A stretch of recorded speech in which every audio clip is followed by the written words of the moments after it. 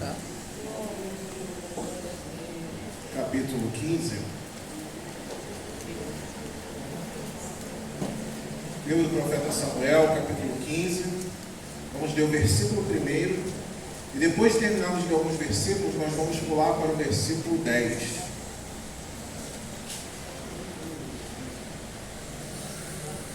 Primeiro livro do profeta Samuel, capítulo 15. Amém? Todos acharam? E diz assim: Então disse Samuel a Saul: Enviou-me o Senhor a ungir-te rei sobre o seu povo, sobre Israel. Ouvi, pois, agora a palavra do Senhor. Assim diz o Senhor dos Exércitos: Eu me recordei do que fez Amaleque quando se lhe opôs no caminho quando subia do Egito. Vai, pois, agora e fere a Amaleque, destrói totalmente tudo que tiver, e não lhe perdoes. Porém matarás desde o menino até a mulher, desde os meninos até os de peito, desde bois até as ovelhas, e desde os cabelos e até os jumentos. E Saul convocou o povo, e os contou em Telaim 200.000 de pé, e 10.000 homens de Judá. Versículo 10 diz assim: Então veio a palavra do Senhor a Samuel, dizendo: Arrependo-me de haver posto a Saul como rei, porque deixou de me seguir e não executou as minhas palavras. Então Samuel se contristou e toda a noite clamou ao Senhor. Amém? Os irmãos podem se assentar. Eu li alguns versículos e vamos falar de 3 personagens aqui nessa história. Nós vamos falar do profeta Samuel, vamos falar de Eli e vamos falar do rei Saul. Começando a falar sobre Samuel, quando você vai ver a história de Samuel, Samuel é um homem que nasce sendo fruto de uma mulher que buscou a presença de Deus, e o profeta chegou usado por Deus. E ele foi ungido antes mesmo de nascer, porque Ana, que é a mãe de Samuel, já fala assim: Senhor, se o Senhor me der um filho, vou apresentar ao Senhor. Ou seja, ele já era consagrado antes mesmo de existir. Ele já seria totalmente dedicado ao Senhor. Desde que ele começasse a se formar no ventre, ali já era um homem de Deus. E quem foi o homem que profetizou sobre o nascimento dele? Foi Eli. Samuel cresce. Samuel vê o seu líder pecar contra Deus, que é Eli. Desonrar o nome de Deus, não colocar ordem dentro da sua própria casa, que tinha sido escolhida para servir ao Senhor. E o que acontece? Deus, ele traz uma condenação sobre a casa de Eli e tira ele. Passa o tempo, Deus chama Saul. E a história de Saul, eu lendo, é muito linda se tirássemos o final trágico que ela teve. Porque quando Saul ele sai em busca das jumentas do pai dele, ele não está sendo diferente de Davi, que cuidava das ovelhas do pai. Ele está zelando pelas coisas do pai. Muita gente gosta de pintar Saul como se Saul fosse um homem ruim, sempre, que teve uma jornada ruim, e não foi. Ele começou muito bem. Para vocês terem uma ideia, quando ele vai à procura das jumentas, o jovem que estava com ele fala assim: vamos ali naquela cidade ali, que há um vidente, porque ele não conhecia quem era Samuel. Provavelmente, isso é um sinal de que Saul não conheceu o Senhor plenamente. Sabia muito pouco, porque ele não conhecia o sacerdote. E quando o sacerdote aparece para falar com ele, ele fala assim: olha, esquece isso aí, que Deus vai cuidar dos seus problemas. Eu estou te separando para você ser rei de Israel. Mas ele fala: mas a minha casa é a menor de Israel. Por que ele fala isso? Porque Benjamim, alguns anos antes, havia sido atacado, a tribo de Benjamim.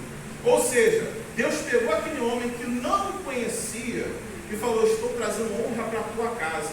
Houve destruição no seu povo, mas agora eu estou trazendo honra. E não só vou trazer honra, mas vou te levantar como rei sobre a minha nação. Olha só, ele procura uma coisa, Deus chega a falar, não se preocupe, eu estou cuidando disso. Deus derrama sobre ele unção, e Deus ainda vai usar Samuel para falar assim, vai no meio dos profetas, que o Espírito de Deus vai se apoderar de você, e ele diz que vai se apoderar de uma forma que entrar nas entranhas. E ele vai falar assim, e você será transformado em outro homem. Ele não era um homem simplesmente que a gente gosta de pregar que ele é carnal, não. Nós estamos falando de um homem que recebeu o que é próximo ao que nós conhecemos como batismo do Espírito Santo. O Espírito entrou nele, nas entranhas dele, e entrou de uma forma que ele foi transformado em profeta. E quando ele estava dentro do meio dos profetas, ele profetizava. E o Espírito de Deus dava promessas para ele de vitória. E ele saía, pelejava e ganhava vitória. Só que não durou 2 anos no seu reinado. Os 2 primeiros anos de Saul foram uma bênção. Os 2 primeiros anos de Saul foram só vitória. A glória de Deus estava sobre a vida dele porque ele temia ao Senhor. Só que de repente, o sucesso, as promessas que Deus faz para a vida de Saul, começam a subir a cabeça dele. Ele começa a achar que o que ele fizer, Deus vai aprovar. Deus não tem compromisso com desobedientes. Falei isso aqui na consagração dos jovens. A gente gosta de falar assim, as promessas do Senhor me sustentam. Não é promessa do Senhor que te sustenta, é o próprio Deus que te sustenta. Porque se for promessa, irmãos, você se apega mais à promessa do que ao Deus que te prometeu. E aí você acaba traindo aquele que disse que ia te abençoar. Porque você só está querendo que Deus faça o seu nome ser exaltado no nome dele. A gente gosta de cantar fiel a mim. Deus não é fiel a você, ele é fiel à palavra dele, irmão. Quando ele vai resgatar o povo de Israel, ele fala várias coisas em Isaías que nós tomamos como misericórdia. Mas no final ele fala assim, eu não estou fazendo isso por vocês, estou fazendo por amor à minha glória. Ele não vai dividir a glória dele com ninguém. É Deus que faz esta obra. E aí Saul decide levantar um altar ao Senhor. Irmãos, você recebeu unção, respeite a unção que Deus te deu. Não faça além daquilo que Deus mandou você fazer. E aí depois disso, o que acontece com Saul? Ele age de forma errada, porque não quis esperar Deus mandar o profeta chegar no tempo certo. O erro de Saul começa porque ele não quis esperar o tempo de Deus para as coisas se cumprirem. Deus está falando, o seu reinado ia ser confirmado, então espera. A gente quer apressar o processo. Sabe por que a gente apressa o processo? Porque a gente não teve nada no Senhor. A gente não teve, a gente teve outra coisa, que é o que vai acontecer na segunda desobediência de Saul. Sabe o que Deus mandou destruir os amalequitas? Porque os amalequitas, há 500 anos antes, quando o povo de Israel estava fraco e defeso no deserto, foram atacar o povo de Israel. Deus deu 500 anos para os amalequitas se arrependerem. 500 anos do lado do povo de Deus, vendo como o povo de Deus se comportava, vendo como o povo de Deus... Mas chega uma hora que a conta chega. E Deus falou, vou tratar com os amalequitas. É para você chegar e é para matar tudo. Ele falou, você vai matar dos homens mais velhos até as mulheres, dos meninos grandes até os meninos de peito. E não vai deixar nada, nem carneiro, nem cabelo, nem nada. O que Deus está falando é o seguinte, você vai matar tanto os fortes quanto os fracos. Tanto que vale muito quanto que vale pouco. Vocês vão acabar, não é para pegar, não é para se contaminar. Saul chega. E é triste porque nós vamos ver que Saul vai poupar Agag, que é o rei dos amalequitas. E vai poupar os bois, os jumentos, os carneiros. E aí Deus vai falar com Samuel. Samuel se entristece. Porque Samuel viu o que aconteceu com Eli. Um homem que profetizou sobre a vida dele, o nascimento dele. O homem que ensinou ele a comandar na casa de Deus. Irmãos, o profeta fica triste sim. O profeta não se alegra de dar notícia ruim. Quando a gente chega para trazer condenação, irmãos, Como várias vezes já aconteceu, eu tenho que chegar para uma pessoa e falar, olha, essa situação vai acabar, tá? Acabou. Esse casamento vai acabar. Olha, você vai ser levado por Deus. Isso dói na gente. Porque a gente não fica ao nosso lado humano. Mas o profeta tem que falar aquilo que Deus manda. Tem que ser obediente. O ungido de Deus tem que ser obediente. E aí quando ele vai chegar de noite, Deus vai falar com ele. Eu já rejeitei Saul. Saul não vai mais reinar sobre ele. Eu acredito que pela cabeça de Samuel começa a passar tudo aquilo. Quando Deus levantou um profeta para falar com ele, dizendo: longe de mim tal coisa, você ser sacerdote do meu povo. E aí Deus vai falar o seguinte: honrarei os que me honram, mas desprezarei os que me desprezam. Em nenhum momento a Bíblia vai dizer que Eli, o profeta Eli, pecou, ele cometendo pecado, mas porque ele não corrigiu o que tinha que ser corrigido dentro da casa dele. Falta de correção, irmãos, quando a gente só se preocupa com o que os outros pensam da gente, com a nossa fama, a gente está esquecendo de temer quem colocou a gente no meio da obra. E quando ele vai encontrar com Saul, se levantar, a primeira coisa que ele se depara é que Saul está levantando um altar para ele mesmo. Um monumento em homenagem a si próprio, porque na cabeça de Saul foi ele que conseguiu aquela vitória para o povo, e não Deus que deu a vitória. Na cabeça de Saul foi ele que conseguiu. Irmãos, se Deus te deu a vitória, se Deus te colocou de frente de alguma coisa dentro da igreja, e você conseguiu, não se esqueça, a honra e a glória é de Deus, não é sua. Tira esse negócio da sua cabeça de achar que se você não estiver no meio, a obra não vai para frente, não, irmão. É o Espírito de Deus. Aleluia. E é triste, porque quando ele chega e olha, se depara com aquela situação, a primeira coisa que Saul vai falar: eu fiz conforme Deus ordenou. Samuel vai olhar e vai falar assim: eu estou escutando esse gado todo aí rugindo, por quê?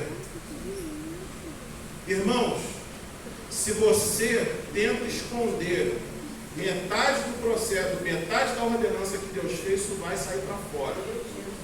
Deus não tem compromisso quem faz a obra pela metade. Deus não tem compromisso quem faz, gente que faz, não corrige, não coloca as coisas no prumo. Irmão, se Deus te chamou, faz o que Deus colocou na tua mão. Faz completo.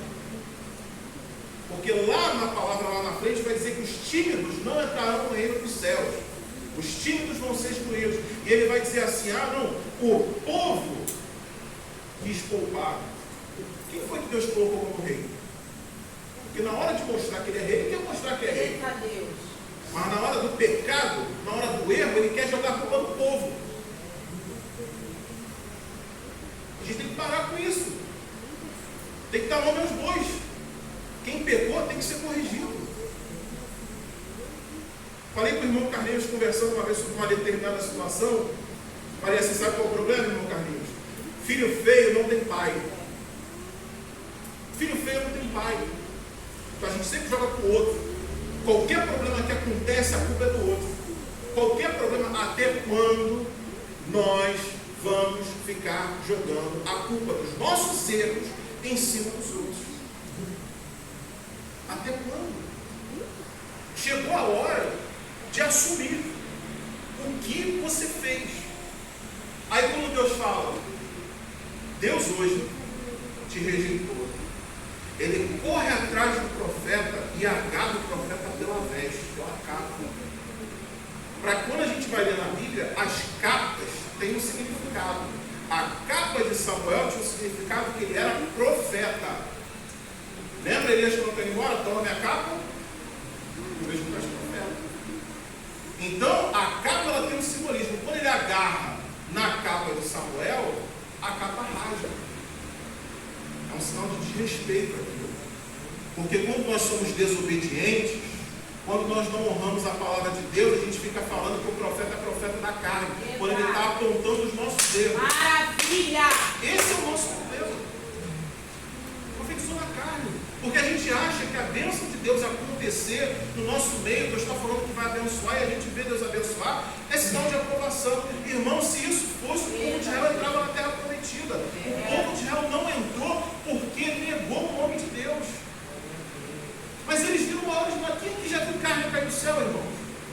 Só se for carne cair no caminhão. Quem já viu isso acontecer? Quem já viu o maná descer do céu? Quem já viu isso acontecer? Quem já viu a glória de Deus? Achei que não aparecer. Eu estou falando aparecer, não é sentir, aparecer. Você vê com seus olhos, que é o que eles viram. Ver coluna de fogo te guiar. Uma nuvem te guiar para um deserto. Se não tem mar. Quem já viu isso aqui? Eles viram, mas foram rebeldes à voz do Senhor. E na hora que Saul ele percebe que ele fez uma besteira e que ele vai perder o cargo dele, aí ele fala assim: hoje Deus rasga o teu reinado. Deus rasgou o reinado dele. Eu já vi muita gente chegar e falar assim: ah, fulano chegou para profetizar para mim. Não recebi. Irmãos, não interessa se você recebe. Profeta, quando dá recado, irmão, vai acontecer. Aleluia. Não é assim, ó, destinatário ausente, não, irmãos. Profeta, quando dá recado, está falando em nome de Deus o que vai acontecer. Você pode negar, você pode falar: não recebo isso. Mas, irmãos, Deus está falando: estou rasgando o seu reinado agora, acabou. E aí depois, Saul, ele vai chegar e vai colocar para fora aquilo que está no coração dele. Samuel, mas me honra diante dos anciãos, para que eu me ajude a adorar o Senhor. Deus fala: não, mas me honra diante dos anciãos. A preocupação dele, irmãos, é ser honrado. Irmãos, quem é chamado por Deus não tem que se preocupar em ser honrado, não. Você vai sofrer vergonha mesmo. É por isso que a gente levantou uma geração de péssimos teólogos que ficam chamando Jeremias de profeta chorando. Eu estou esperando ir no curso de teologia, quando alguém chamar Jeremias de profeta chorando, falar assim: então nós vamos pegar o senhor, vamos botar o senhor dentro de uma cisterna cheia de fezes, dentro, eu quero ver se você vai chorar. Baterem em você, as pessoas que são da sua família, te baterem, te rejeitarem, aí sim eu quero ver se você vai ser profeta chorando. Jeremias sofreu porque tinha, mas ele honrava o nome de Deus. Nós, irmãos, não estamos aqui para fazer média com o mundo, não estamos aqui para fazer média com as pessoas, estamos aqui para honrar o nome de Deus. Qual o nome que está nesse público aqui? Jesus. O que está escrito aqui atrás de mim? O que está escrito aqui? Deus é fiel, irmãos. Não é o meu nome, não é minha carteirinha, não é o meu cargo, não é a posição que eu ocupo. A glória de Deus tem que ser manifesta. E a gente às vezes está querendo preservar coisas que Deus deu para a gente, irmão, pela graça dele. Irmãos, eu e você não vão passar. Não vão passar, irmãos. Pastor Pedro, na nossa igreja, com todo respeito, falo isso de memória, falo do meu avô também, pastor Joaquim. Foram uma bênção, mas passaram. Passaram, irmãos. A gente tem validade, nossa carne tem validade. A Bíblia usa esse termo: expira, expirou. Acabou o tempo de validade. O nosso tempo tem validade, irmãos. Mas a glória de Deus não. Ela é eterna. E ela vai permanecer em Rocha Miranda até a consumação dos séculos. Aleluia. Porque Deus já falou que tem um compromisso com este lugar. Mas já falou também que não se deixe escarnecer aquilo que o homem plantar e vai colher. A Bíblia vai dizer se nós devemos considerar tanto a severidade de Deus como já consideramos a benignidade dele. Não adianta, irmão, a gente só querer olhar para o lado bom de Deus, irmãos. De um lado bom, no sentido dele fazer vontades conosco. A gente tem que lembrar que Deus ele açoita também, que ele castiga também, que até a criança, irmãos, vai se dar por entender os seus atos. Ele vai julgar os atos até de criança que está na palavra. Minha mãe falava isso quando era criança. Não adianta, irmão, você nascer cheio de promessa, você nascer cheio de história.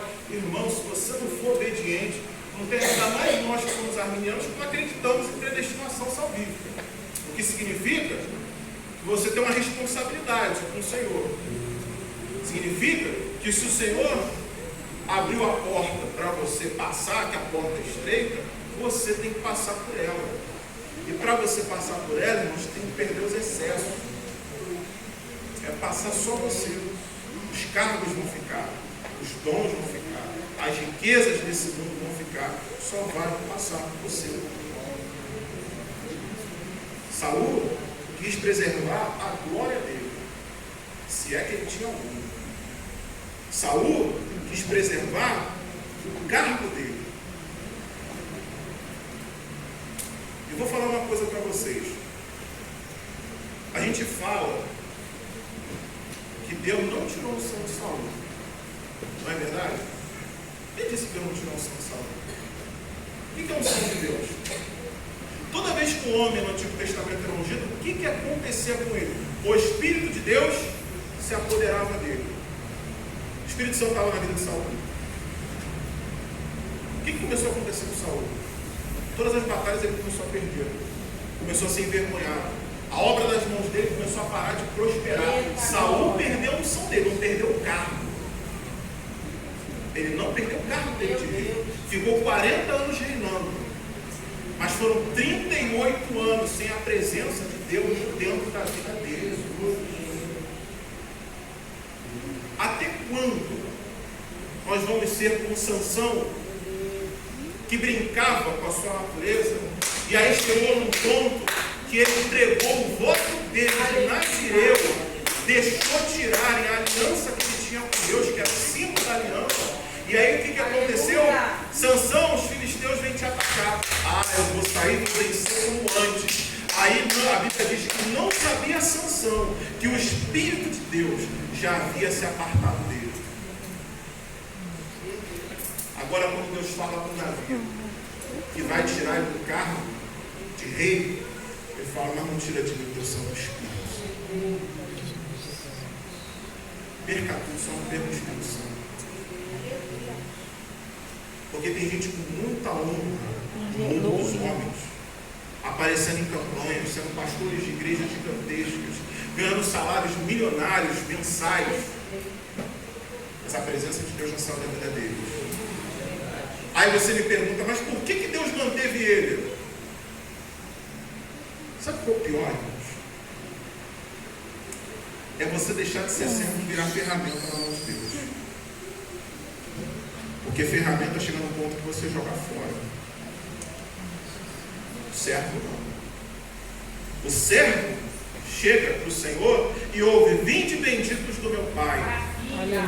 Mas aquele que é ferramenta vai falar que profetizou, vai falar que expulsou demônio, que curou. Mas Deus vai falar: apartai-vos de mim, malditos, eu não vos conheço. É tempo de mudança. É tempo de mudança na nossa vida. Deus não manda recado para ausente. Se está aqui, é porque tem que ouvir. Assim como eu estou falando, estou ouvindo também. Sabe por quê, irmãos? Às vezes, você não está nessa situação, mas você não sabe se amanhã você vai estar. Oh, Jesus. Aleluia. Deus está avisando que está chegando. E às vezes a gente não ouve. Deus está fazendo mudanças. Aí fica contigo o critério se ele vai mudar para o bem ou para o pior. Esse é o momento de você mudar. Esse é o momento de você realmente falar: Senhor, não tira de mim o Santo Espírito. Eu quero mudar. Não tira de, torna-me, olha, já fala assim, ó, torna-me a dar a alegria da salvação. Aleluia. Torna-me a dar a alegria da salvação. O problema, irmãos, eu falo isso, falei isso com o irmão Carlinhos, está aí de prova quando ele virou obreiro com outros obreiros. O que eu falei com os irmãos que vocês falaram? Tem que assistir culto. O que eu falei com o senhor? Garçom, não senta na mesa na hora do jantar. Busca o Senhor em casa, não é? O Carlinhos está buscando em casa. Todo dia ele vem me falar o que ele leu na palavra de Deus. Teve gente com ele que não buscou.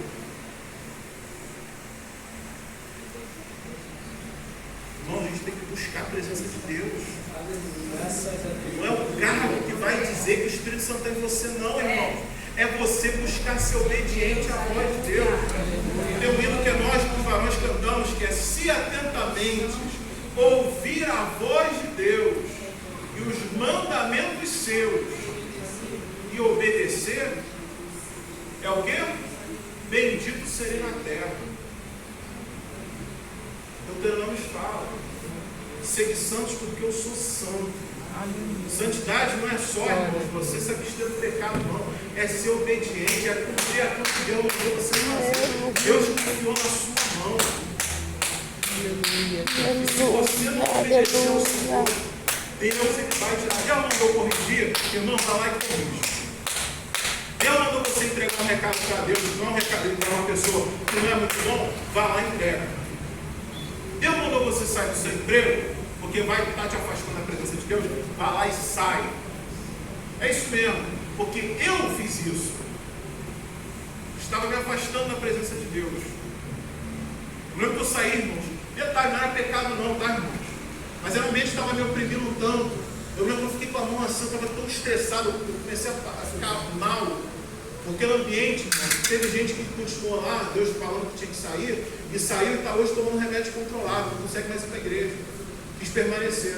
Eu fui lá, eu falei: Senhor, aí eu saí assim, fui pro pátio, no lugar da escola.